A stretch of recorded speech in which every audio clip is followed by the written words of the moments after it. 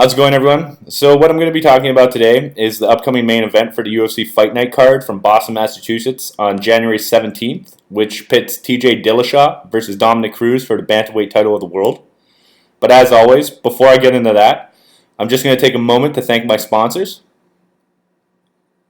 Okay, you guessed it. As usual, I still don't have any sponsors. But instead, what I will do is I'll give a shout out to the movie The Hateful Eight. I saw that recently, and it was a great flick. If you get a chance, definitely hit that up. Alright, so let's get into it. Dillashaw versus Cruz. Now, I already kind of did a little bit of a breakdown on my blog about this fight, and I also sent out a recording earlier talking about Cruz versus Dillashaw and where my thoughts were. But I will kind of add my 2 cents here into this audio clip as to saying what I kind of feel is going to go down. My pick is Dillashaw. I think these two fighters are so similar, are so close in skill, that you have to kind of look at the subtle differences between the two. And when it comes to that, I don't think you could overlook Cruz's injuries, his lack of activity. I just think those are going to hinder him in a 5-round fight. I mean, he is a live dog in this fight, don't get me wrong. If he wins, I will not be surprised.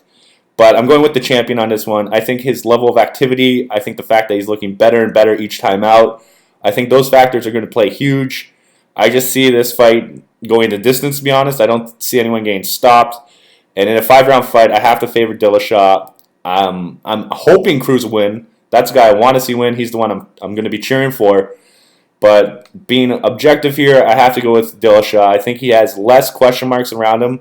I think Cruz, having had 3 ACL surgeries on both his knees, I think that's way too much for him right now to have to go into the ring and face someone like Dillashaw, who's on top of his game, who's the best in the division. And I'd even argue he's the best fighter that Cruz has fought, even though he has fought some killers, let's be honest. For the winner of this fight, I definitely think they're going to be fighting Uriah Faber. I don't think the UFC is going to pass up on that one. That's a money fight. Cruz versus Dillashaw, I mean, you can pick whoever you want. Faber has some rivalry with them. If you look at Dillashaw, the way he left Team Alpha Male, the history they had, the fact that Faber kind of handpicked him out of obscurity, raised him up in the MMA game, kind of, brought him along. And I think the fact that he kind of betrayed him and went to a different camp, I think that's something the UFC could focus on as a storyline. You look at Dominic Cruz versus Faber, I mean, those two have fought before. They're one apiece. Granted, when Faber fought Cruz the first time, Faber wasn't as worn down as he was from all his fights. He wasn't as damage heavy. But, I mean, Cruz was also a little bit new to the game. He really hadn't found his rhythm or style. In their second fight, it was not even a close fight. Cruz dominated that one. Faber wasn't even in it. I think if Faber faces either of these two, he'll lose, but that's who I pick as probably the next fighter for either of them, whoever wins this bout. Unless, of course, you have some sort of crazy 5-round war that is absolutely off the hook. I mean, they might do a rematch, but I'd be very, very skeptical of that.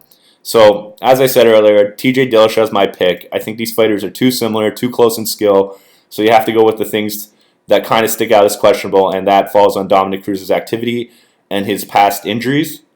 Moving on, the next fight on the main card, it's Anthony Pettis versus Eddie Alvarez. To me, this is an interesting fight as well. I'm kind of going flip-flopping with my logic for the main event because Pettis has been injury-prone, but not as much as Cruz. He hasn't as severe injuries like the ACL sort of surgeries that Cruz had. But Anthony Pettis has had some activity issues, but he's going to be my pick in this fight. I think Pettis coming out, I mean, he's coming off the loss to RDA, and that was a big loss to him. He had nothing in that fight. He couldn't deal with RDA on a feet, which was surprising. But I think that I'd have to attribute that more to the fact that RDA was mixing it up really well. His takedowns, his clinch game, his striking was on point that night, and it really left Pettis kind of wondering what to do next, so he was always behind in that fight. But here against Eddie Alvarez, I'm picking Pettis. Eddie does have a wrestling game. A lot of people aren't really aware of that, but he can wrestle. So if this fight does kind of hit the mat, Eddie might have an advantage in scrambles, but Pettis is no joke off his back either. I mean, just ask Benson Henderson. But I think that Pettis is the one to pick here. I think his stand-up game, the distance control he has, is going to give Eddie some fits because Eddie's very much a boxer. He doesn't really kick. He has some power in his punches. I've never seen Pettis really rocked. I've seen him get hit before, but he seems to have a decent chin. So this is a 3-round fight. So, I mean, you could really pick anyone to win it. It's, 4-ounce gloves. Eddie's a heavy puncher. He's a good pick. I mean, I'm not going to lie. I like his chances a little bit. If you're picking him, I can understand it, but I think Pettis is the one to go with here. I think his kicking game is going to give Eddie fits. I think he's going to keep the distance. I think he's going to steal probably the first round, probably the second round. I don't see him stopping Eddie, but in Eddie's last fight against Gilbert Melendez, and granted, Gilbert Melendez was popped for steroids, or I forget what exactly it was, but it was a illegal substance that he was taking. In that fight, Eddie didn't look that great. Eddie won it, and I think barely he won it, but he looked a little gassed. I mean, he carries I don't think he carries that deep of a tank. And against Pettis, I've never really seen Pettis get tired. So unless Eddie's going to ground him and ground him hard to the point that Pettis himself starts to wear, I don't see Eddie winning this. I think Pettis' kicking game, I think his distance control is going to be the difference.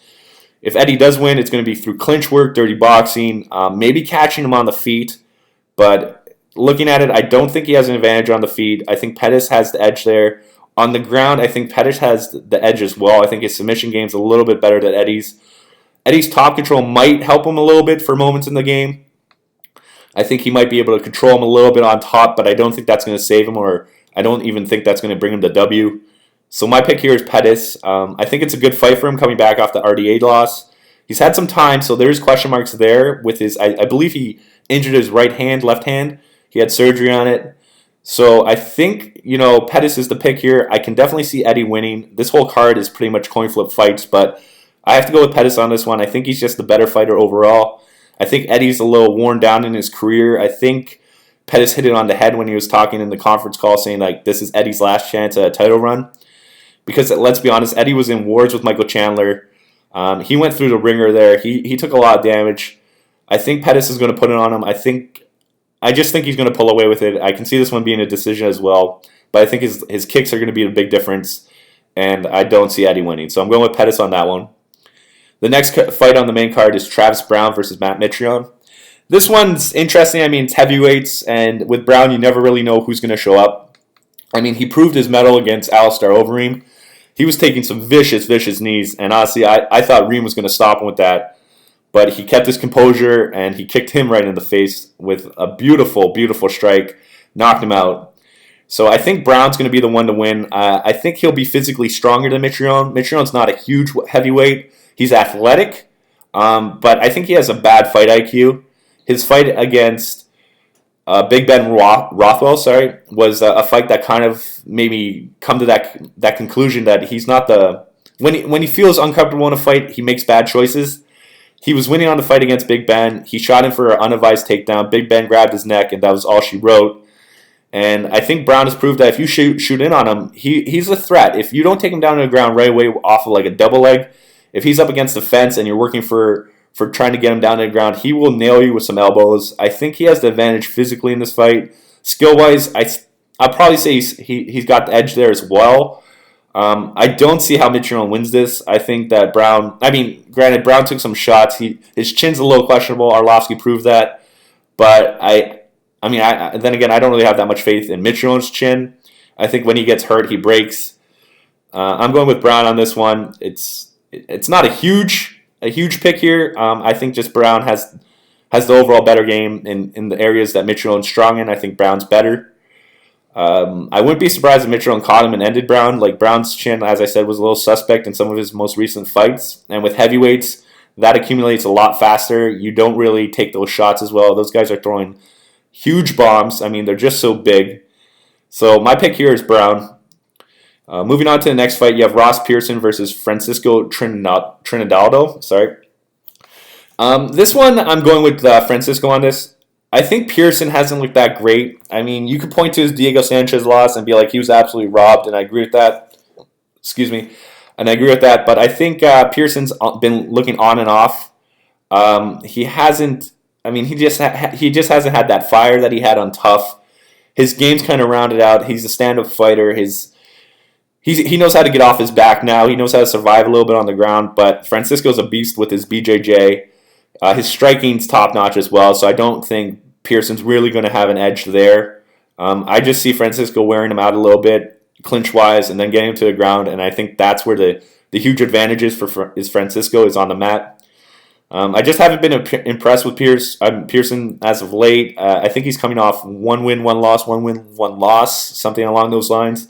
Meanwhile, Francisco's on a 4-fight win streak, so he definitely has the momentum going into this bout. So my pick is Francisco. I would like to argue that Pearson is a live dog in this fight, but I just don't see it. I think a lot of people may pick him because of name value, but I think if you actually look into the fighters, if you look into how they fought recently, you'll realize that Francisco is the right bet here. I'm going to dabble into 2 other fights, the main event for the Fight Pass, as well as the Fox Sports 1 card. So the Fox Sports 1 main event is Ben Saunders versus Patrick Cote.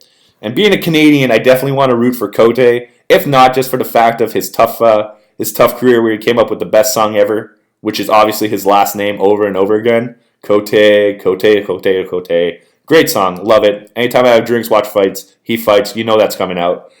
But he's getting older. Let's just call it out as Cote's look good as of late. I mean, he's coming off a decent win where he stopped Josh Berkman, who's a tough fighter, but as in the same boat as Cote, he's a veteran, so he has some wear and tear in him. Saunders, he's fought a bit too. He's not a spring chicken, but I think on the mat he beats Cote handily. I think his BJJ game is very, very good. I think Cote can keep it off the floor and maybe avoid that, but then I'm looking at their size, and Saunders is just a monster at 70. He's huge. So I think the fact that he's bigger than Cote, he has a big reach advantage on Cote. Unless Cote can pull off, a jumping in left hook kind of thing, I think Saunders is going to take this one. I don't see this being a Kendall Grove sort of fight where Cote was able to land that big shot. Granted, I wouldn't be surprised if he does. Don't get me wrong, Cote has some dynamite in his hands. He has a solid chin as well. Nowhere near as good as when he was fighting Lehman, because he walked through some punches in that fight. But as I said, he's gotten older. He's a veteran. I think Saunders can hurt him. I think Saunders can put him away. I'm going to be rooting for Cote. Do not get me wrong. I love Patrick Cote, but once again, being objective here, I'm going with Ben Saunders. On to the Fight Pass. You're looking at Paul Felder for the main event versus Darren Cruikshank. This fight is pretty much Felder's last stand. His fight against Enzo Barbosa was a very good fight for him, but Barbosa was a step up in competition. Cruikshank is a smaller 155er. He's flashy on the feet. He has that karate style that kind of throws people off with his hook kicks and stuff like that. I don't think that's really going to cause Felder much trouble. If from what I've seen from Felder, the guy has a granite chin. He hits hard. He's aggressive. I think he at one point will hurt Cruikshank in the fight, and I don't see Cruikshank recovering from it. I'm hoping for Felder here as well. I think the guy has a lot of talent. I think he's had some raw deals in the people he's faced recently. I like Cruikshank as well. Don't get me wrong, his fighting style is very entertaining. I just don't think he's going to beat Felder. I think Felder, being the bigger 55er, the stronger puncher, his chin's on point.